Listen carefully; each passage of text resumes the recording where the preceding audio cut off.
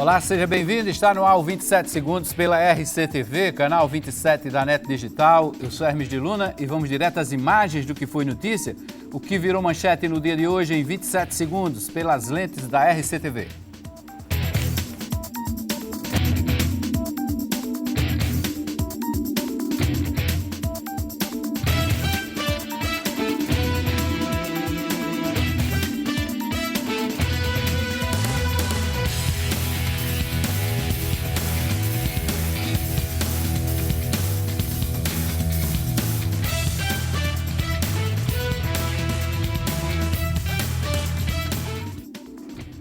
Hoje aqui nos estúdios da RCTV eu recebo ao vivo o deputado federal Marcondes Gadelha. Vamos conversar aqui sobre a atuação parlamentar nesse ano de 2015 que passou. Durante todo este ano de 2016, as perspectivas para o ano que está apenas começando. Vamos conversar muito também sobre política local. Seja bem-vindo, deputado Marcondes Gadelha. É um prazer tê-lo aqui no 27 Segundos na RCTV. Boa noite, Hermes. O prazer é todo meu e é uma honra estar aqui com você e a gente poder trocar ideias, como você bem situou, sobre a atuação no Congresso para 2016 e o que passou. E, naturalmente, também discutir a política paraibana. Bom, deputado, como é que foi esse ano de 2015 na sua avaliação? Dá para tirar alguma coisa positiva? Bom, no que me diz respeito, pessoalmente, eu já assumi no apagar das luzes, né? Quando eu assumi, com uma semana depois, o Congresso entrou em recesso. Mas já deu para fazer alguma coisa e, pelo menos, estabelecer uma pauta de trabalhos para 2016. Primeiro projeto que apresentei dizia respeito à segurança.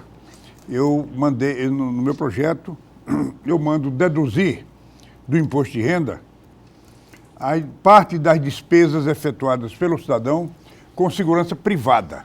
Ou seja, esse gasto que você tem com a sua casa, com câmera de televisão, com sensor remoto, com sensor magnético, com cerca elétrica, toda essa parafernália que a gente usa para transformar a casa numa verdadeira fortaleza, isso tem um custo altíssimo. E aí eu mando deduzir por quê? Porque o cidadão já está pagando pela segurança ao Estado. Quando você, que é um dever constitucional. Quando você paga o seu imposto, quando você bota o seu rico dinheirinho aí na mão do governo, é para o governo lhe dar proteção, lhe dar amparo. Mas se o governo se omite, você não vai ficar exposto à sanha do bandido. E aí você é compelido a gastar com empresa de segurança, com todas essas coisas que eu falei. Eu acho que é um absurdo que o governo esqueça essa parte que é fundamental na vida moderna, que é exatamente a questão da segurança. Aliás, o conceito de Estado foi criado em função da questão da segurança. Não foi nem em função de saúde, que naquele tempo foi na Idade Média. Naquele tempo a doença era tida como castigo divino e se resolvia com reza. A educação nem se falava. Agora, a segurança, tratava de fazer muralhas, de criar exércitos, coisas desse tipo, foi que deu a primeira noção de Estado.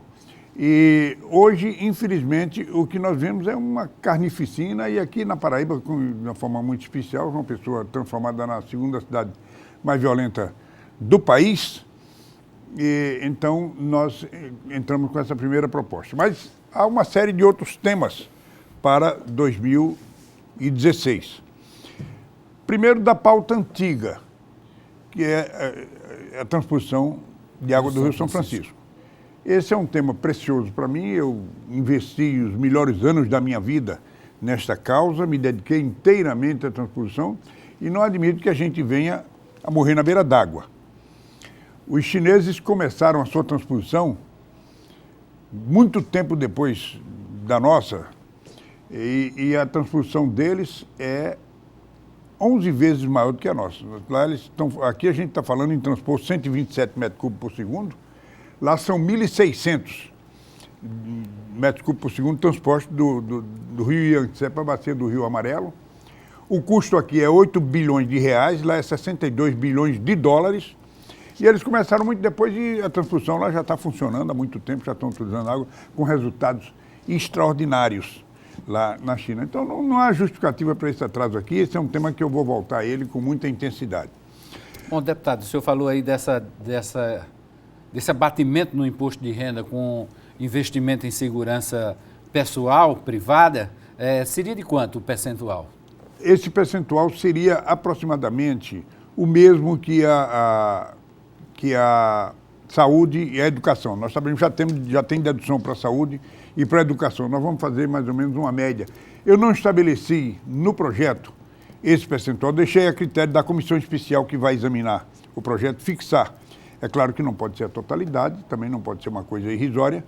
Agora, eu vou acompanhar lá junto à comissão. Se a comissão não estabelecer esse percentual, eu mesmo vou fixar e apresentar uma emenda no próprio projeto já estabelecendo esse percentual. Eu procurei facilitar as coisas para o Congresso e para o governo. O senhor observou receptividade nessa ideia? Total. Até aqui, todas as pessoas com quem eu acho de uma lógica irretorquível.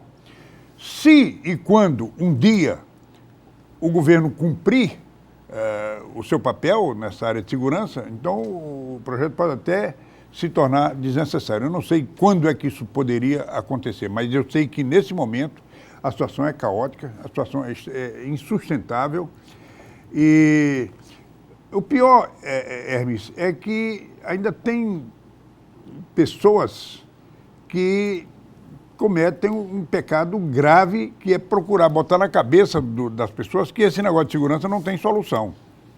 Uhum. Isso aí eu acho que é uma atitude quase que criminosa. Não tem solução, isso é no mundo todo, isso é no país todo. Ora, eu estou chegando agora da Colômbia, e lá, no tempo de Pablo Escobar, o índice de assassinato era 386 por 100 mil habitantes. Agora, sabe quanto é? 17. E ainda tem Farc por lá, ainda tem narcotráfico lá, tudo bem e tal, e caiu. Em Bogotá, que é uma cidade com 8 milhões de habitantes, no Natal, dia de Natal, noite de Natal, eu estava lá, foram 4 assassinatos. Aqui em João Pessoa você tem 10, 12, 15 todo dia, né? Então, é uma coisa impressionante. Então, nós estamos...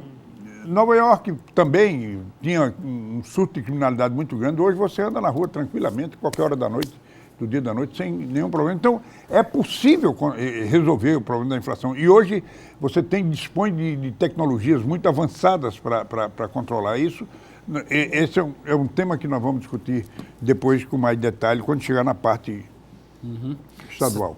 Certo. Aqui para 2016... O Congresso sai desse impasse, deputado? Porque nós vivemos aí durante boa parte de 2015 uma queda de braço entre o Poder Executivo, na figura da presidente Dilma e dos seus ministros, com o presidente da Câmara Federal, que atrapalhou muito, e olha que ela já saiu de um embate anterior com o próprio presidente do Senado. Mas eu acho que nós vamos sair desse impasse, pelo menos do impasse institucional e jurídico, nós vamos sair tranquilamente. Do impasse econômico, não. Isso vai durar muito. E eu estava vendo agora uma análise da The Economist, aquela revista inglesa, dizendo que o Brasil só começa a se recuperar a partir de 2020. Mas a parte jurídica e institucional tem que se resolver. E eu acho que vai se resolver de uma maneira... diferente da expectativa da população. Eu acho que que o impeachment não vai acontecer.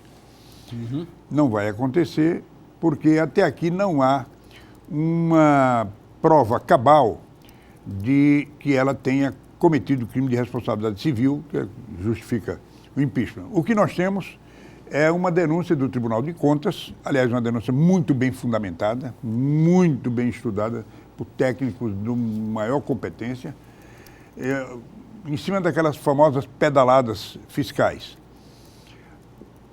Ali, o parecer do Tribunal de Contas é contundente, não há o que discutir. O que acontece é que o Tribunal de Contas não é tribunal, ele não julga. O Tribunal de Contas é apenas um órgão que assessora o Poder Legislativo e dá um parecer.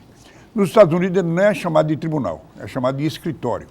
Escritório Geral de Contas, é o famoso GAO, General Accounting Office.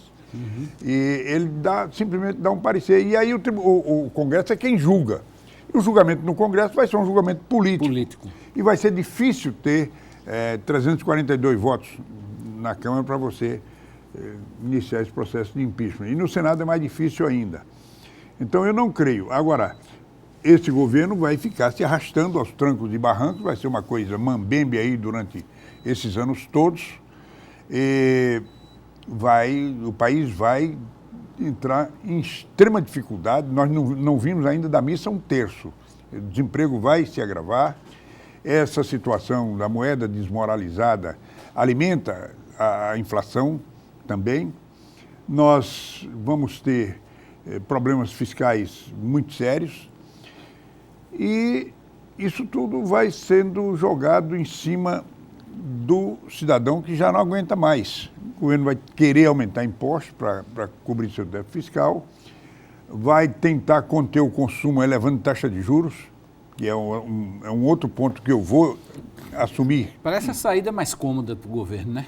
É a saída mais cômoda, mais tranquila, mas é inquietante para o futuro do país. Se você tem o custo do dinheiro muito elevado, então você paralisa os investimentos. Sem investimento não tem produção. Sem produção você promove uma rarefação da oferta de bens físicos aqui internamente. E com isso os preços se elevam pela simples lei da procura e da oferta.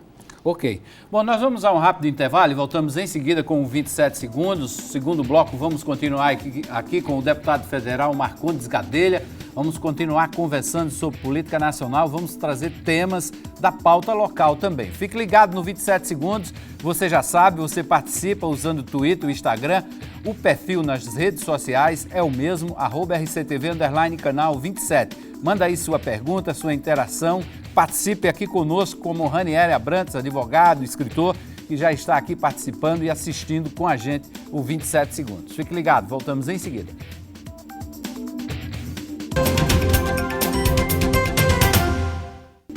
De volta com o 27 segundos pela RCTV ao vivo e hoje nós estamos entrevistando o deputado federal Marcondes Gadelha, que é do PSC. O PSC, em nível nacional, está na base aliada da presidente Dilma? Não, nós estamos na oposição. Na oposição. Já desde o começo do governo. E agora uma oposição bem fundamentada, não é uma oposição ensandecida, uma oposição assim, precipitada.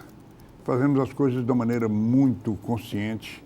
E toda a ação do PC é muito bem fundamentada, é muito bem calcada em estudos e nós pretendemos contribuir de alguma forma para melhorar a gestão e para ter bons resultados em favor do interesse coletivo.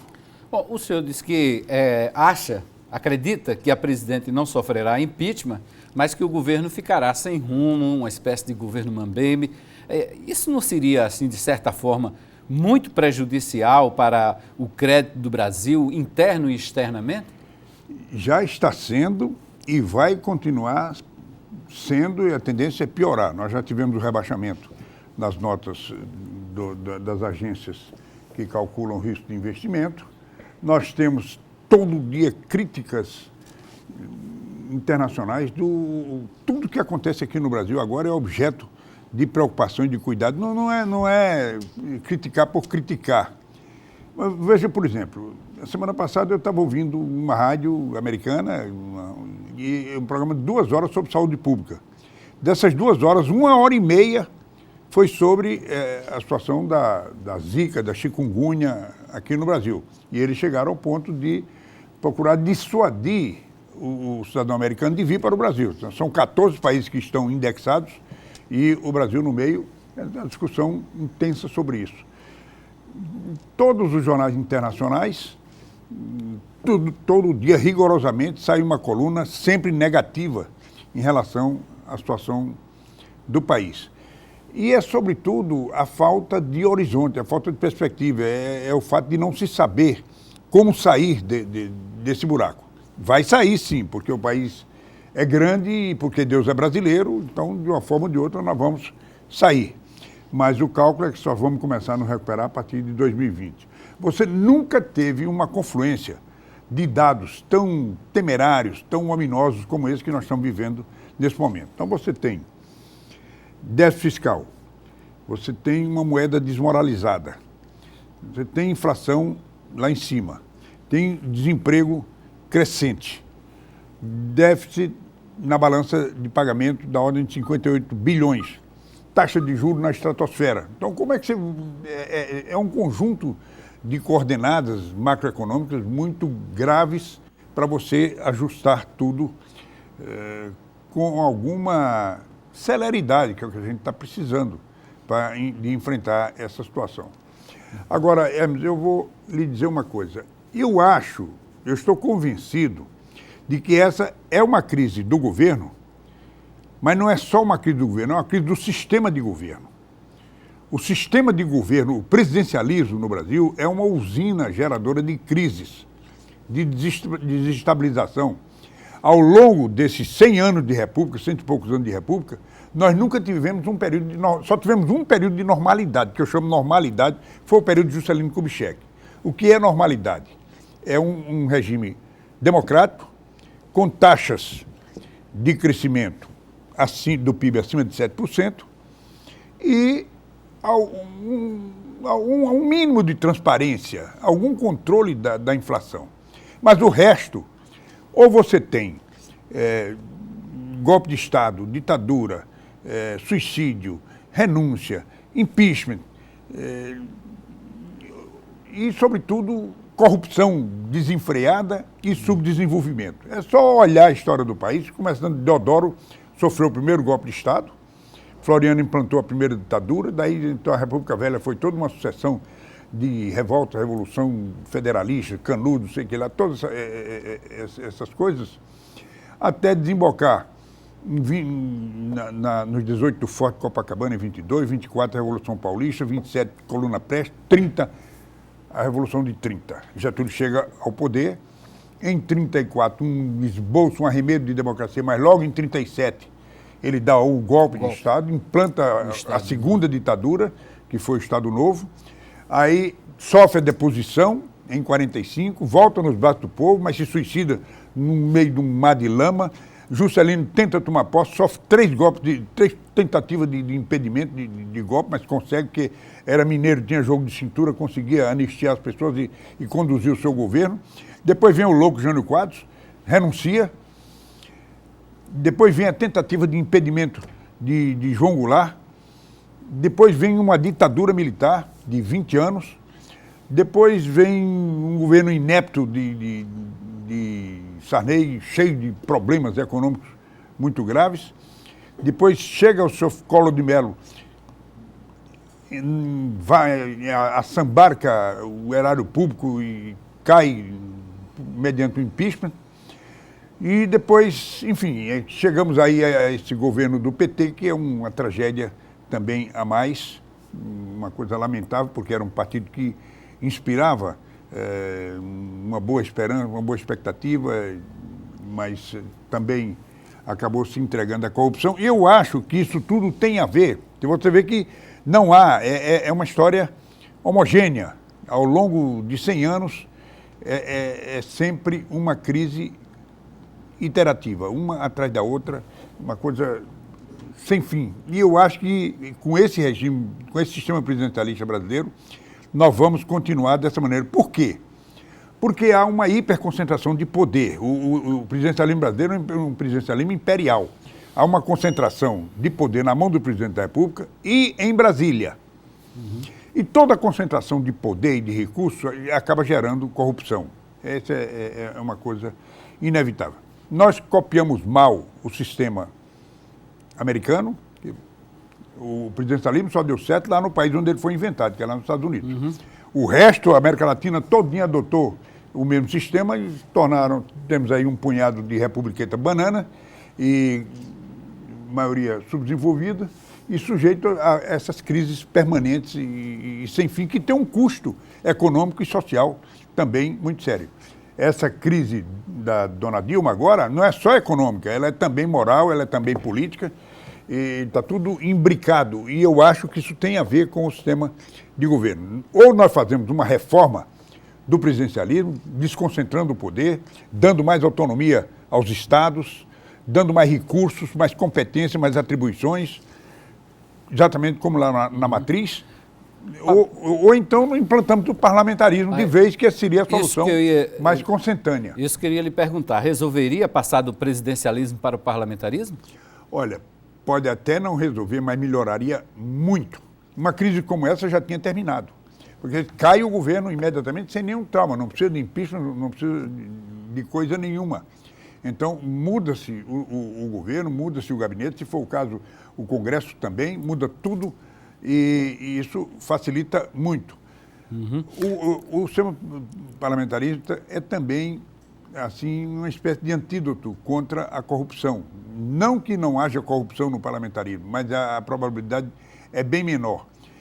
Pela repetição das eleições, a curto prazo e de forma inesperada, as pessoas não vão fazer tráfico de influência, nem uso do poder econômico abusivo, porque sabe que o mandato dele pode durar só 3 meses. Então você vai chegar e gastar alguns milhões para conquistar o seu mandato, sabendo que daqui a 3, 4 meses pode haver uma crise qualquer e você vai ter que disputar a eleição de novo. Então é um tratamento natural contra a corrupção também, afora o fato de ser muito mais transparente. Uhum. Paralelo a isso, a gente tinha que fazer uma reforma da federação também. O Congresso perdeu uma grande chance de fazer uma reforma política mais concentrada, mais profunda? Infelizmente, perdeu. Não houve reforma nenhuma. O que houve foi um arremedo aí, pequenos ajustes, mais do mesmo. Não houve, alguns prazos mudaram, a eleição ficou mais curta agora, mas não houve mudança conceitual, não houve mudança importante. Por exemplo, implantar o voto distrital seria, isso que eu chamo uma mudança conceitual importante. Ou então, implantar o financiamento público de campanhas, seria uma outra bela solução também. Mas manter esse sistema que aí está é um convite à inépcia, à ineficiência e à corrupção, sobretudo. Esse modelo de voto proporcional, que por um lado tem uma pequena vantagem que é dar oportunidade às minorias, mas tem um custo moral infinito. E está na base de toda a corrupção. O indivíduo vê o seu concorrente com uma pilha de dinheiro, comprando voto, comprando prefeito, vereador, cabo eleitoral, etc.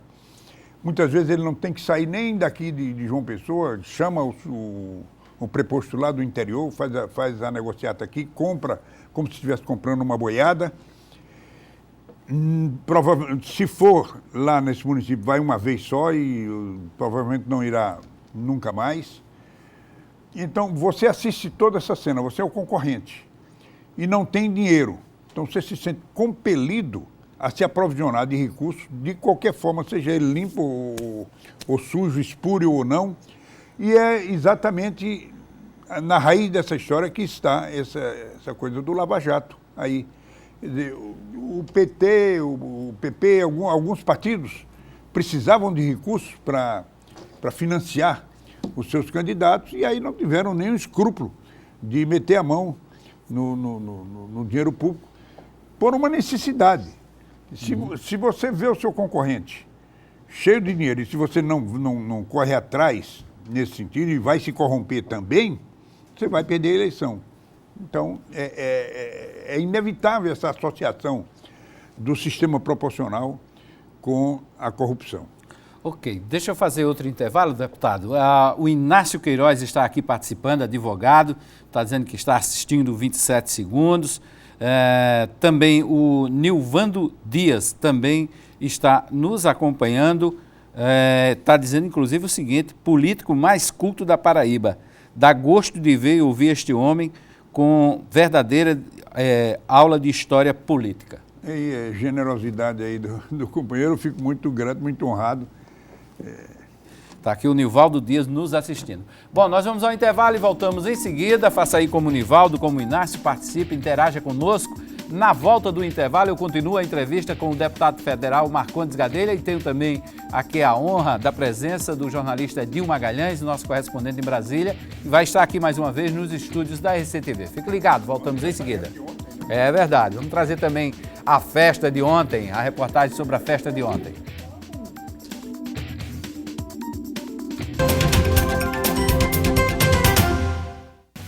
De volta com 27 segundos pela RCTV, canal 27 da NET Digital. Nós estamos ao vivo hoje entrevistando o deputado federal Marcondes Gadelha, aqui nos estúdios também, o jornalista Edinho Magalhães, ele que é o nosso correspondente lá em Brasília. A partir de agora deste bloco vai participar também. Vamos acompanhar, aliás, como é que foi ontem a confraternização realizada pelo Sistema Correio de Comunicação com a bancada federal paraibana. E na confraternização, claro, houve a homenagem ao jornalista Edinho Magalhães, que estava aniversariando ontem, e pelo tamanho da representatividade da bancada federal que participou nesta reunião, neste encontro ontem, dá para sentir aí o peso desse projeto político do Sistema Correio de Comunicação, também da credibilidade que Edinho também impõe a essa articulação entre empresa e classe política.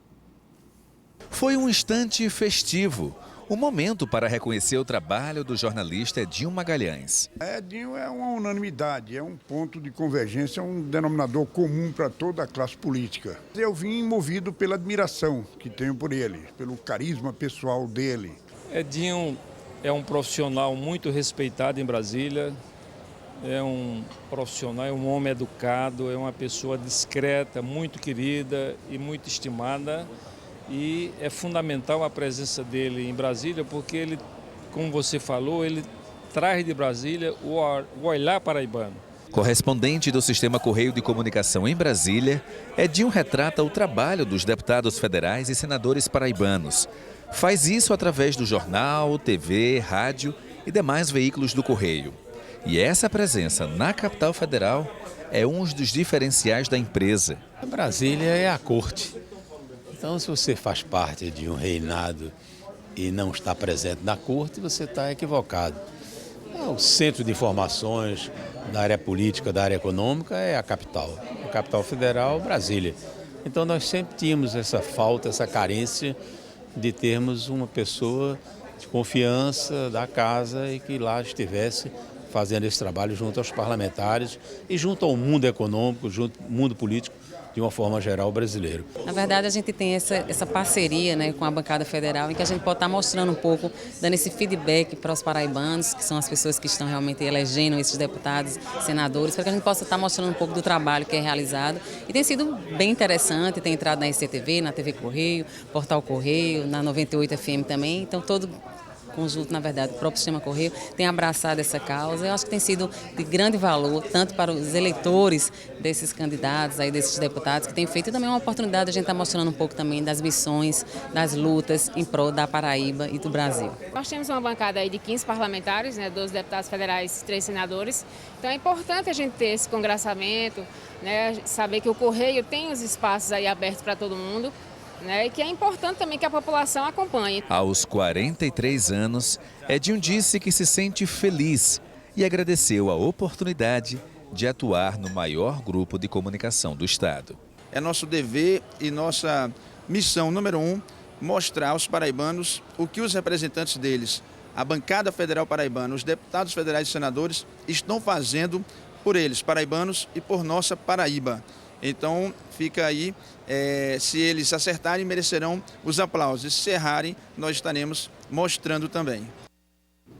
Claro, durante toda a semana vamos trazer também a repercussão com deputados federais que estavam presentes, lideranças políticas, sobre os mais diversos temas que foram comentados nos bastidores lá nesse encontro de ontem, lá num restaurante do Shopping Manaíra, restaurante inclusive de um amigo paraibano, não é, Edinho? Exatamente. Boa noite, né? Boa noite, Hermes. Boa noite, senador Marcondes Gadelha, a quem eu tenho um carinho de poder chamar de senador, apesar de estar ocupando mais um mandato de deputado federal. agradecer a todos. Isso tudo muito nos envaidece. É uma missão de grande responsabilidade poder estar acompanhando os trabalhos dessa bancada federal, que eu diria, Hermes, uma das mais atuantes, ocupando ao mesmo tempo os mais importantes cargos, tanto no Senado como na Câmara Federal, e uma das mais unidas bancadas que eu já pude acompanhar, que já tive notícias lá em Brasília. E eu, a princípio, não viria ao programa de hoje, mas quando foi confirmado o nome do deputado Marcondes Gadelha, eu fiz questão de estar aqui presente ao vivo no estúdio, pois trata-se de uma das maiores reservas morais que nós temos em todo o país, uma das mentes mais brilhantes de inteligência e capacidade de poder aglutinar ideias e executar projetos que nós temos. Então é um grande orgulho termos na bancada federal da Paraíba o hoje deputado Marcondes Gadelha, que é um dos grandes vultos do cenário político nacional. E o restaurante trata-se do Capital Steakhouse, que é, Hermes, uma casa americana que começou a ter a matriz dela em Brasília e que está expandindo para o Nordeste. E João Pessoa foi uma das primeiras cidades a abraçar uma das filiais aqui e, por coincidência, o chefe da casa em Brasília cuida da rede nacional e escolheu João Pessoa para se estabelecer, para morar, para ficar bases e raízes, morar aqui e cuidar, então, da filial no Manaíra Shopping, aqui em João Pessoa. Pois não, Marco. Você falou na representatividade dos que compareceram lá e realmente eu nunca vi uma concentração tão grande de cabeça coroada. Nem reunião de bancada, né? Pois é, para mim aquilo foi mais do que um aniversário, é uma efeméride nacional. Só faltou a execução do hino e hasteamento de bandeira. Bom, Edinho Magalhães, faça aí as honras da casa como nosso convidado especial.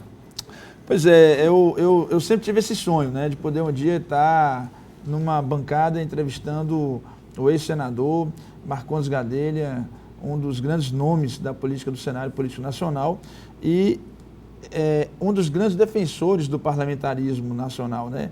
Vocês conversaram ainda há pouco no bloco anterior o quanto é interessante o parlamentarismo diante de uma crise nacional. A essa altura do campeonato, doutor Marcondes, eu acho que os problemas já estariam resolvidos.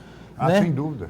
Na prática, como é que seria um governo em xeque, numa crise, o que exatamente poderia acontecer, caso fosse parlamentarismo?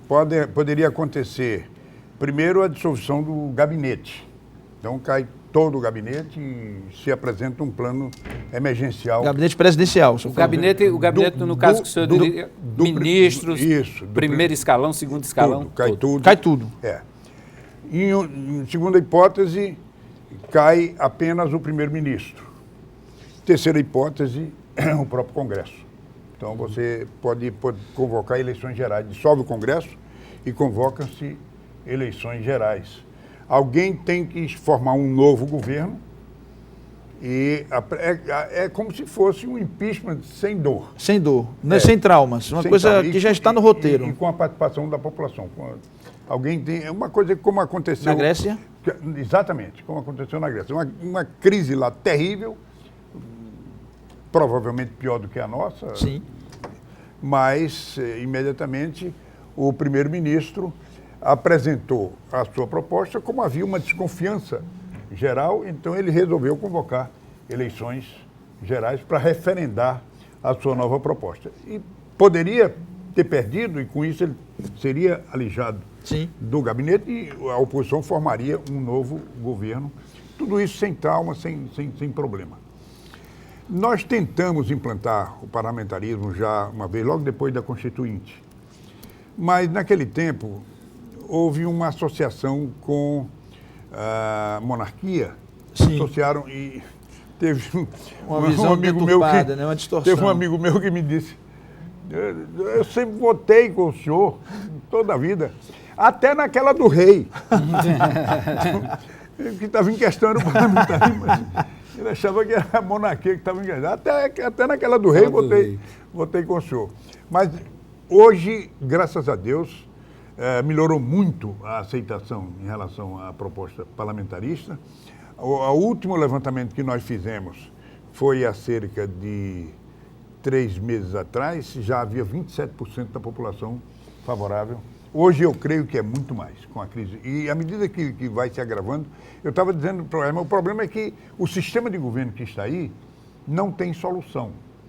A crise que nós estamos vivendo é do governo, mas não é só do governo, é do sistema de governo. É verdade. É uma crise, mais uma crise do presidencialismo. Desde que foi implantado o presidencialismo no Brasil, esse país nunca mais teve sossego. Não tem uma taxa de desenvolvimento, de crescimento do PIB convincente, satisfatória, não tem transparência, a corrupção impera em toda parte e tem surtos de autoritarismo de vez em quando, ditadura, golpe de Estado, essas coisas dessa natureza. Afora o transe que é problemas que acometem o presidente da República, o caso do suicídio de Getúlio, da renúncia de Jânio, do impedimento de João Goulart, do impeachment de Collor. Então, eu estou convencido de que esse sistema não funciona aqui no Brasil. Ou nós fazemos uma reforma ampla do presidencialismo, com mais Brasil e menos Brasília, dá mais autonomia aos estados, dá mais atribuições de competência e recursos aos estados, dá mais liberdade para fazer suas próprias leis, que hoje não existe. Aqui um deputado estadual vive engessado todo o tempo, porque tudo é vinculado pela Constituição Federal. É verdade. Você não tem... Essa ideia já é assim nos Estados Unidos, né? Os Estados americanos têm... Lá cada estado é um país. É verdade. Cada estado é um país com as suas leis, com o seu sistema de arrecadação, com o seu sistema judiciário, legislativo, tudo funcionando adequadamente. E, sobretudo, com uma sociedade civil empoderada. Que esse é que é o problema, que aqui é um dos problemas muito sérios, que aqui no Brasil a sociedade civil se acostumou a ser tutelada pelo Estado, a ser tutelada pelo governo central. E isso, além de gerar ineficiência, falta de controle, gera também corrupção, inevitavelmente. E nós estamos fadados a conviver com a corrupção indefinidamente enquanto esse sistema não for alterado. Ou implanta o parlamentarismo de vez, que é a melhor solução, ou então faz uma reforma profunda no presidente. Você quer ver que coisa mais humilhante do que o sistema de condução das leis? Aqui no Brasil, você tem a dona Dilma. Ela governa por medida provisória todo o tempo. Nenhum dispositivo, nenhuma proposta de algum deputado ou senador chega a se transformar em lei, é uma coisa muito difícil, muito rara. Porque toda a pauta é ocupada por medida provisória, que tranca a pauta, não pode entrar outra matéria, a não ser aquela medida provisória da Presidente da República. Que tem prioridade, né? E o Congresso se transforma apenas num cartório para reconhecimento da firma do Presidente da República. Lá nos Estados Unidos, o presidente não tem autonomia nem para apresentar um projeto de lei. Ele tem que pedir a um deputado ou a um senador para apresentar. Então, você tem um Congresso forte, você tem um poder judiciário autônomo. Então, essas coisas estão faltando aqui no Brasil. Nós copiamos o modelo americano, mas copiamos muito mal, muito equivocadamente. Só o que não prestava. Só o que não prestava. Bom, nós vamos ao intervalo e voltamos em seguida com o quarto e último bloco do 27 Segundos. Na noite desta terça-feira, nós estamos conversando ao vivo com o deputado Marcondes Gadelha, deputado federal do PSC. Fique ligado, voltamos em seguida, é rapidinho o intervalo.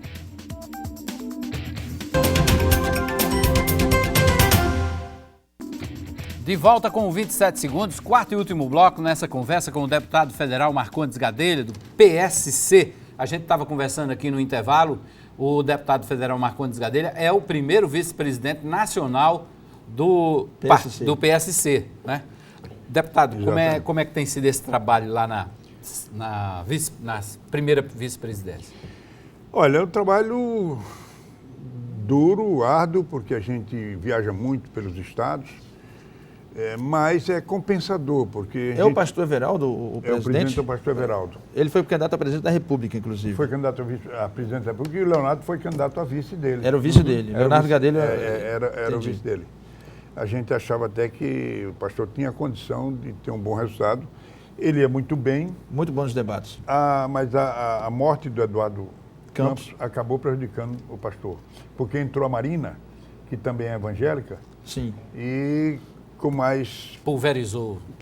E aí acabou que o pastor não cresceu mais. E quem não cresce na campanha vai acabar estiolando, né? Mas então, a sensação de estar construindo um partido novo, um partido limpo, um partido que tem um ideário. Nós não somos temos Partido Social Cristão, mas não somos assim um fundamentalismo, nós não somos uma seita. A gente tem a consciência plena de que o Estado é laico. Agora, que as ideias sociais do cristianismo têm aplicação na vida econômica, política e social de hoje. Para ir mais longe, algumas ideias que estão lá na Bíblia, que estão nos evangelhos, têm aplicação nos dias de hoje, e a gente, de alguma forma, incorpora o pensamento social do cristianismo. Muito bem. E falando no Léo Gadelha, que foi candidato a vice-presidente da República com o pastor Everaldo pelo PSC, e aí nesse caso foi uma chapa puro sangue, né, naquela época. Foi. Hoje os jornais trazem a repercussão da opção dos vereadores da bancada municipal do partido em torno da hipótese do partido ter candidatura própria, e mais uma vez apontam então uma preferência pelo Léo Gadelha, pelo Leonardo Gadelha. Ele é candidato à prefeitura de João Pessoa, deputado? Olha, só o tempo é que vai dizer. Nesse momento o que a gente tem é essa indicação, uma indicação sem dúvida impactante, porque foi unanimidade, os 41 candidatos a vereador do PSC. Nós não havíamos sequer levantado essa questão. A reunião era para discutir a campanha dos vereadores. Mas aí eles levantaram essa ideia de que o partido tinha que ter candidato, que o partido que não disputa a eleição é como um time que não joga, não tem torcedor, e que que o partido tem boas ideias, tem boas propostas e tem um bom candidato. No caso, aí já levantaram o nome de Leonardo como candidato. A gente recolhe isso com muita honra, mas vamos analisar e processar essa coisa com calma. Nós vamos ter uma segunda reunião logo depois do Carnaval, e aí vamos reavaliar tudo, vamos rediscutir, vamos ver. Tem convenção marcada Leonardo, já? Posso dizer que Leonardo seria um bom candidato, ele está preparado para isso, é muito estudioso. Já na campanha de presidente da República, ele participou na elaboração do programa de governo, e para aqui a Paraíba ele tem ideias muito concretas sobre mobilidade urbana, sobre segurança, sobre uma série de outras questões, e eu quero crer que ele desenvolveria um bom papel. Mas, se porventura a candidatura dele, por qualquer razão, não vier a prosperar... Qual é a articulação de coligações do PSC? Nós vamos partir exatamente para uma política de alianças, e aí, no caso, o aliado preferencial é o PMDB. E sempre tivemos a tradição de marchar junto com o PMDB. O PMDB tem um candidato muito bom, que é o deputado Manuel Júnior, candidato jovem, com ideias novas também, com um excelente debatedor, um conhecimento grande dos problemas de João Pessoa, porque já foi vice-prefeito aqui. Inclusive vice-prefeito, exato. E alguma experiência administrativa, porque foi prefeito de Pedra do Fogo também. Também. 2 vezes. Então, presidente da FAMUP. É um candidato. Agora, ele, aliás, lança-se candidato oficialmente com a vinda do vice-presidente Michel Temer, próxima sexta-feira agora, dia 29, que vai lançar o nome do deputado Manuel Júnior oficialmente como candidato a prefeito de João Pessoa pelo PMDB. Nós estamos fazendo muita fé no programa do PSC, no plano de governo que o PSC tem para João Pessoa. Agora, se porventura a aliança for feita com o Manuel, nós vamos oferecer alguns subsídios para a sua proposta. Por exemplo, um ponto que nos seduz muito é essa questão da mobilidade urbana. Veja bem, eu pessoalmente, Leonardo também, a gente se empolga muito com o desempenho do atual prefeito de Bogotá, o Henrique Peñalosa. Na Colômbia. Ele criou uma frase que eu considero genial sobre essa questão de mobilidade urbana. ele diz, e isso passa a ser a nossa filosofia que norteia o plano de governo. Ele diz, cidade desenvolvida não é aquela em que até o pobre anda de carro, é aquela em que até o rico anda em transporte público. Olha só, que conceito, hein? Então, essa aplicação pode ser até que a gente não consiga chegar lá, mas é indiscutivelmente uma filosofia, a meu ver, inatacável. É verdade. Nós vamos por ela até as últimas consequências. A questão da segurança, o Leonardo tem falado muito que as pessoas dizem, não, isso é um problema só do governo do Estado. Não é. A prefeitura tem condição e pode se envolver. Afinal, o prefeito ele não é só um funcionário público, ele é o líder de uma comunidade. Então, ele pode dar um murro na mesa e exigir mais segurança. E há uma série de mecanismos que não foram colocados em prática ainda e que nós temos certeza, não vou aqui adiantar para não consumir aqui o programa, mas há uma série de propostas com fundamento no uso de novas tecnologias. Sim. Que podem ajudar muito na solução desse problema. A gente só não aceita a ideia de que violência não tem cura, não tem solução. Existe solução e a gente tem algumas propostas bem concretas que vão ajudar muito nesse sentido.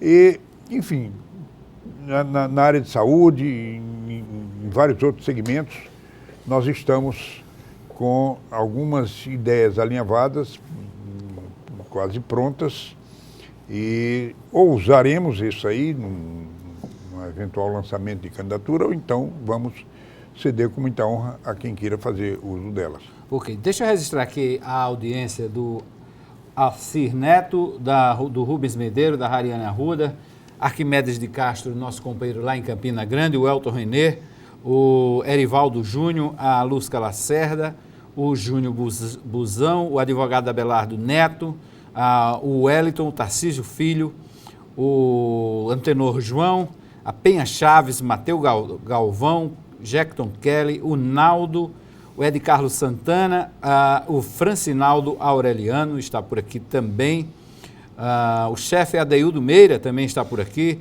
e o Rômulo Dantas nos assistindo, acompanhando essa entrevista do deputado federal Marcondes Gadelha. Deputado, para a gente encerrar aqui o nosso papo nesta terça-feira, quero registrar também aqui a presença nos estúdios do nosso companheiro, nosso amigo Zé Gadelha Neto, que veio acompanhando o deputado Marcondes Gadelha. É o presidente municipal do PSC. Do PC. Então é uma missão importante aí pela frente. Agora, deputado, para a gente encerrar aí o nosso papo, da minha parte, como é que o senhor vê a situação do presidente da Câmara Federal, Eduardo Cunha, hoje? Ele se sustenta no cargo? É uma situação extremamente delicada. Se tudo aquilo que foi dito contra ele se comprovar, indiscutivelmente ele vai ser punido com uma sanção que pode ser extrema. Até mesmo perda de mandato, além da perda, evidentemente, do cargo de presidente da Câmara. Agora, ele ainda não apresentou a sua defesa. Ou melhor, eu soube que ontem ele tinha apresentado uma defesa pontual para cada um dos 11 itens da acusação do procurador Janot, ele apresentou a defesa. Ele é muito habilidoso, é um advogado competente, é um regimentalista reconhecido lá, e ele vai tentar navegar com essas coisas, sobreviver o quanto puder. Alguma sanção eu tenho a certeza de que ele vai sofrer. Eu só não sei a intensidade disso. Se vai ser total, se vai ser a perda do mandato, se vai ser a perda ou só a perda do cargo, mas alguma sanção vai acontecer. Pelo que nós sabemos, nós não temos ainda a intimidade dos fatos, porque o Conselho de Ética ainda nem sequer iniciou o processo. Então, acho que vai render muita discussão ainda, mas eu não tenho dúvida que se essas coisas todas que foram apresentadas, foram comprovadas, pelo que eu conheço do Congresso, ele perderá o mandato.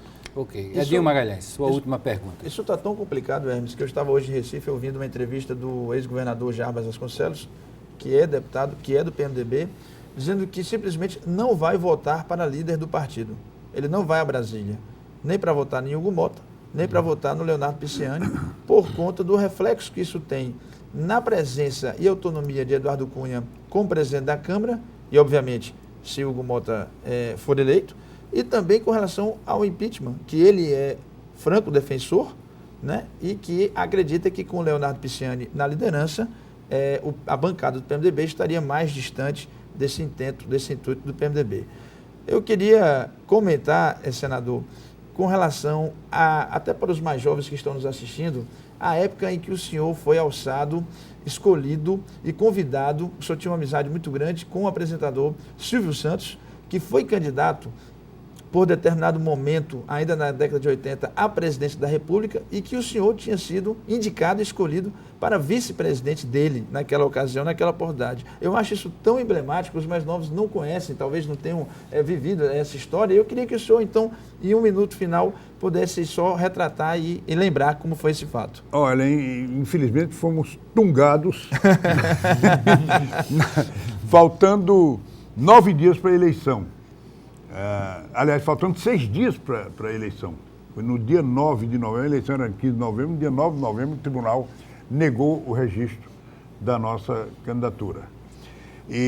Mas foi um momento assim de empolgação nacional. Silvio Santos foi o único candidato que em qualquer momento da campanha ultrapassou Fernando Collor de Mello, derrubou. Quando ele entrou faltando 15 dias para a eleição, o Collor caiu imediatamente e ele foi para a cabeça. É verdade. Então, aqui na Paraíba, a pesquisa deu para Silvio 78%. Nossa Senhora! É uma loucura. Então, ia ganhar a eleição.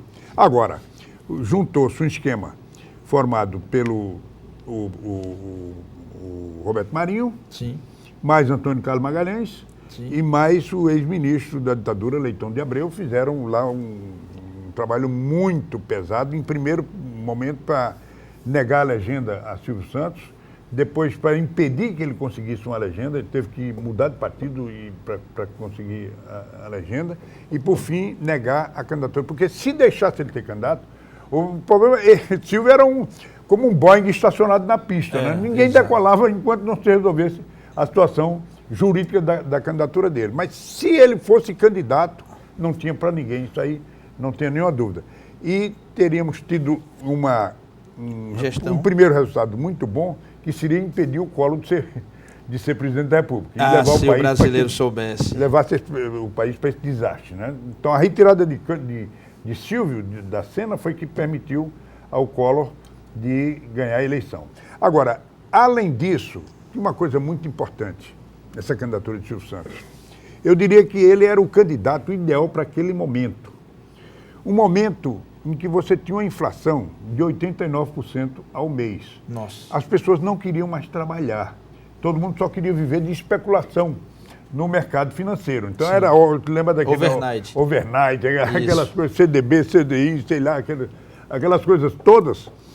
E quem tinha um dinheirinho não ia botar um negócio, ele aplicava no mercado financeiro. E se tivesse já um negócio, vendia para aplicar. Então, a produção de bens físicos no Brasil estava seriamente comprometida, porque as pessoas já não acreditavam mais no trabalho, que o trabalho era coisa dos nossos avós, era conversa fiada. O negócio é especular. Então, essa era a tônica do momento. E Silvio Santos era exatamente o antídoto para essa coisa toda, pelo exemplo de vida dele. O cara que começou lá de baixo, o empreendedorismo, vendendo carteirinha como camelô, depois na Baca de Niterói, e aí montou aquele império. Silvio não era o homem mais rico do Brasil, mas era o maior pagador individual de impostos no Brasil. Tinha 33 empresas, todas elas dando lucro, sem nenhuma questão trabalhista sequer. Então, ele era o próprio exemplo de que o trabalho satisfaz, resolve as coisas. Então, a gente ia usar não só o poder dele de presidente da República, mas o exemplo pessoal de vida para induzir o povo brasileiro a acreditar de novo no trabalho, porque ninguém acreditava mais que o país pudesse sair pela via da produção. Da produção. E o seu nome para vice foi escolha dele ou do partido? Como é que foi isso na época? Foi escolha dele. Foram apresentados 3 nomes para ele, o de Hugo Napoleão, o de Edson Lobão e o meu. E ele optou pelo meu nome. Porque eu não sei. Eu não conhecia Silvio Santos, não sei. Agora, eu soube que o governador do Paraná, na época, que era o Álvaro Dias, Sim. chegou a sugerir a ele Certo. a opção pelo meu nome, mas eu não tenho certeza. Seria uma chapa imbatível. Seu Uma presidente, coisa- Marcondes Gadelha, é vice-presidente da República. eu Poxa vida. Ao fazer uma confissão aqui, em confidência, sei lá, uma antecipação, eu estou escrevendo um livro sobre esse assunto. Ah, ótimo. Quase lá. O título ainda não tá definido, não. Eu sei que... Fica a sugestão, quase lá. Quase lá. Por hora, que a gente está pensando assim, o título seria só Silvio Presidente, e com alguns subtítulos, assim, pode ser Jogos Florentinos em Política Tropical, ou Uma Lição de Política Tropical, ou pode ser nesse estilo do Laurentino Gomes aí, do 1989, Sim. do 1822. Isso, os anos. Um título desse tipo assim, Silvio Presidente como um orixá esperto, um mogul da imprensa e um ministro da ditadura que descarrilharam a nova república, desencaminharam a nova república. Exatamente, o orixá é o Collor. Antônio Carlos Magalhães. Antônio Carlos, sim. E o mogul da imprensa é Roberto Marinho. E o ministro da ditadura, Leitão de Abreu. Esses 3 aqui impediram essa candidatura de Silvio. Então, eu pretendo contar. Já escrevi alguns capítulos e vou... Está no prelo, deve lançar esse ano, hein? Vamos Essa lá, é uma vamos boa cobrar história isso. e a gente vai acompanhar. Deputado Marcondes Gadelha, muito obrigado aqui pela presença. Deixa eu registrar aqui o Silvio de Santa Rosa, está mandando aqui um abraço ao amigo Marcondes Gadelha. Bom, chegamos ao final do 27 segundos. Deputado, mais uma vez, muito obrigado pela presença e pela entrevista. Obrigado a vocês, um grande abraço aí, sucesso. Estamos à disposição sempre de vocês e essa é uma contribuição inestimável que vocês estão dando para a formação de um juiz de valor do nosso eleitorado.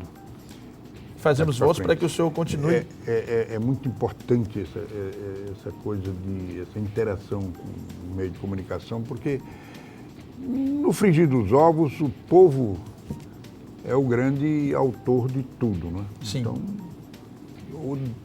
para o bem ou para o mal, as coisas dependem da vontade do povo. Muito bem, e fazemos votos que o povo possa fazer com que o senhor ainda perdure, ou pelo menos nessa eternidade, perdure por mais tempo nessa legislatura, deputado. Muito obrigado, boa noite. Uma boa noite também, Adil Magalhães. Amanhã nós estamos de volta aqui. Muito bem, boa noite a todos, sempre um prazer, e amanhã estaremos de volta também. Amanhã quem está aqui na nossa agenda é o deputado federal Manuel Júnior, do PMDB. Você fica agora com a programação da RCTV, do seu jeito, para você, uma boa noite e até lá.